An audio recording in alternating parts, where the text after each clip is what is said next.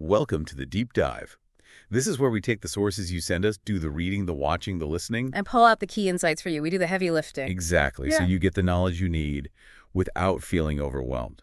And today, we're digging into something really interesting from a YouTube transcript by Thewizardliz. It's this whole idea of how do you accept yourself right now, like truly accept where you are. But still want to change. Still strive to be better. Yeah, precisely. It feels like a contradiction sometimes, doesn't it? It really does. The listener who sent this in, that's their mission for this deep dive.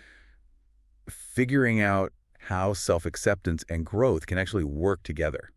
Getting some practical steps, maybe shifting perspective a bit. Yeah, and the source really highlights this tension. It suggests, maybe controversially, that a lot of people haven't really accepted themselves. They've just settled. Settled. That's a strong word. It is.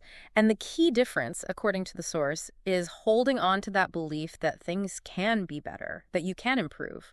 Okay, so let's unpack that. Where does the source say we should start? Right at the beginning. Coming to terms with the present situation. Just raw honesty. Exactly. Taking a really clear, honest look.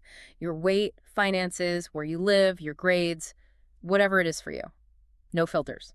That sounds uncomfortable, but necessary, I guess. Definitely necessary. And the source offers this tool an affirmation. It is what it is. Okay. It is what it is. Yeah. And the point isn't to be resigned or negative. It's about finding neutral ground. It helps cut through that negativity bias we all have, lets you see the situation more objectively before, the panic sets in. Right, before the emotions take over. So it's like acknowledging reality without piling on judgment immediately. Exactly. The source gives examples like getting ghosted, losing a deal, not landing a job. Things that happen to everyone. Right. Instead of instantly spiraling into why me or I'm a failure, you just say, okay, this happened. It is what it is. It kind of stops the overthinking, gives you a breath.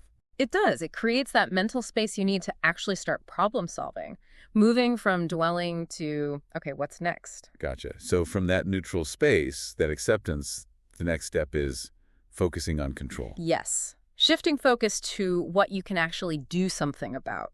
This is where the feeling of empowerment starts to come back. Because even when things feel totally out of control, there's usually something. Almost always. Think about if someone hurts you. You can't control them, obviously, but you can control your reaction. How long you let it affect you. And how you treat yourself afterwards. Self-care, your diet, exercise. Those are in your court. And things like money stress. Same principle. You might not be able to magically make more money appear overnight, but you can control your budget, how you spend what you have. The source mentioned something about taking embarrassing jobs too, right? Reframing it. Yeah, that was powerful. Reframing it as survival, not something shameful. It's about taking practical steps to stabilize things. That is control. And it extends beyond just reactions or finances, doesn't it? Like what we consume mentally. Absolutely. What you watch, what you listen to, that's your mental diet, and you have direct control over that. Those choices add up. So focusing on these controllable things, it's the start of actual change. Moving from feeling like a victim to being an agent in your own life. Precisely. You're initiating the process. And that feeling of agency, the source says, gets stronger with small actions. Consistently. Yes, the 30-day challenge idea. And the key is, the challenge itself can be really small. It's not about massive overhauls right away. Like the example of giving up soda. Seems minor. It does, but the real win isn't the soda itself. It's proving to yourself, hey, I set a goal and I stuck to it for 30 days. Okay, so it's about building self-trust. Exactly. Every time you keep a promise to yourself, no matter how small, you build that trust. That makes tackling bigger things feel more possible later. And the flip side is true too, I guess. Breaking promises to yourself. It chips away at that trust. Makes it harder to believe you can handle the big stuff. Okay, that makes sense. Now, the source also talks about something we might overlook when things are tough. Our connections. Social stuff. Environment. Yeah, this is so important. We tend to isolate ourselves when we're struggling, right? Definitely. Pull back. But the source warns that can actually make things worse. Like when you finally do have to interact, the anxiety is even higher. So what's the alternative? Force yourself into parties.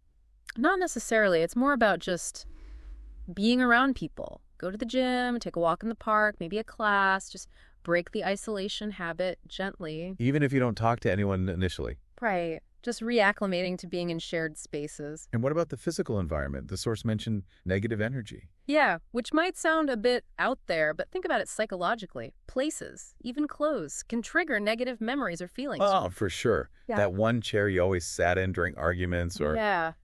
Exactly. Those associations drag you down subconsciously. So the advice is simple. If a place or an object consistently brings you down, get away from it. Change your environment. Okay. Now, this next bit sounds direct. Yeah. The harsh truth part. It is direct. The source basically says nobody cares about your life in the sense that no one's coming to rescue you. Oof. Yeah, that's blunt. But the point is, people are generally wrapped up in their own problems. Their own lives are complex. Everyone's got their own stuff going on. Limited bandwidth. Exactly. They likely don't have the capacity to carry your burdens too. Yeah. And related to that, there's a warning about oversharing trauma. Be careful who you tell. Essentially, while support is crucial, broadcasting everything widely can lead to negative labels, or sometimes people might even use it against you later. So it all comes back to you. It does, that core message. You are ultimately responsible for your own progress. It sounds daunting, but it's also incredibly empowering. Okay, taking that responsibility. Okay. The source then turns the spotlight inward, right? Yeah. With the phrase, you are the problem. Whoa. Yeah. That sounds harsh again.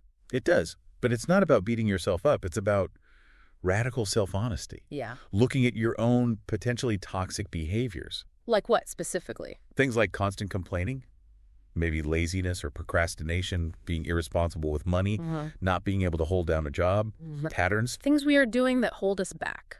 Exactly. The speaker in the source shares her own journey of realizing this, needing therapy, hitting the gym. It's presented as a necessary reality check. You can't change what you don't acknowledge. Makes sense. You have to see it first. Okay, shifting gears slightly. Yeah.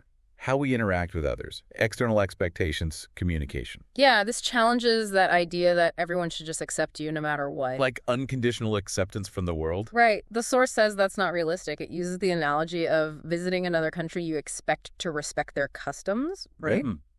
You adapt. It's similar in diverse social settings. Respecting others' beliefs, backgrounds, that's important. And expecting them to just automatically vibe with everything about you isn't fair. And this ties into communication skills. Definitely. Learning to communicate effectively isn't just for job interviews. It's key for navigating life, for networking, for personal growth. Understanding different viewpoints, expressing yourself clearly, it opens doors. Okay, let's talk about the mind. The source really emphasizes its power, starting with you get what you focus on. The red car example, classic. Right. You think about red cars, suddenly you see them everywhere. Your brain starts filtering for it, and the source argues our thoughts work the same way. If you're constantly telling yourself negative stuff, I'm ugly, I'm broke, I'm stupid. Your subconscious starts to believe it, and then that shapes how you see things. That's the idea. It becomes your reality filter. But the flip side is also true. You can consciously shift your focus towards solutions, towards positive affirmations. Can affirmations really make a difference? The speaker shares a personal story about using them for her skin. She admits it might not be just the affirmations, but she emphasizes the power of that positive self-talk, planting different seeds in the subconscious. Interesting. And this leads into the mind-body connection. Absolutely. The idea that everything was created in the mind first. Like inventions, plans, they all start as thoughts. Exactly. And visualization builds on that. Actively picturing desired outcomes. The speaker even used it during tough times, visualizing a better future as a way to keep hope alive. It's like mentally rehearsing success. In a way. And the connection goes deeper, the gut-brain axis. Yeah. Heard a lot about that lately. The source brings it up too. Concerns about processed foods affecting our mood, our mental clarity. The gut microbiome's role is huge. So what we eat literally affects how we think and feel. It seems increasingly clear that it does. The advice is basically, educate yourself about nutrition. Take control of your health. It's part of taking control of your mind. It's easy to get caught up comparing ourselves to others, isn't it? Especially with social media. Oh, definitely. The source tackles this head on. It says it's okay, actually. Often better to do things differently. Your path is your path. Don't base your goals on someone else's highlight reel. Exactly. Because you don't know the full story. Their success might not even be real happiness. The benchmark should be your own best potential. Right. Defining that for yourself. And then taking action, however small. If you can't walk, start crawling. just start moving. I like that. Overcoming inertia. And the suggestion is to dedicate time, maybe an hour a day, to growth activities. Learning, reading, meditating, journaling. Even mindful cooking counts. Apparently. Anything that actively nurtures your growth. Consistent investment. And physical movement is non-negotiable, it sounds like. At least 30 minutes daily. Walking is highlighted as really powerful. Good for weight, great for clearing your head. You can combine it too, right? Yeah. Listen to something useful while you walk. Totally. Multitasking for growth. And journaling gets another strong mention. Why journaling specifically? For self-discovery, getting hidden feelings out, understanding your own patterns better, it builds self-awareness. And more self-awareness leads to more confidence. That's the connection, yeah. When you understand yourself better, you feel more equipped to make positive changes. So as we kind of bring this all together, the final message seems pretty forceful. It really is. You have to pick yourself up. There's almost an impatience in the source, a frustration with wasted potential. The sadness of the graveyard metaphor. All the things people could have done. Yeah. It's a stark reminder that no one's coming to save you. And sometimes as you grow, you might drift apart from people who aren't on that same path. That can be tough. It can be. But the overall message isn't bleak, it's empowering. It's about self-belief. You can create a different story. You have that power. Okay, so let's recap the core threads here. Yeah. It starts with that honest self-assessment, that it is what it is, acceptance. Then focusing on what you can control.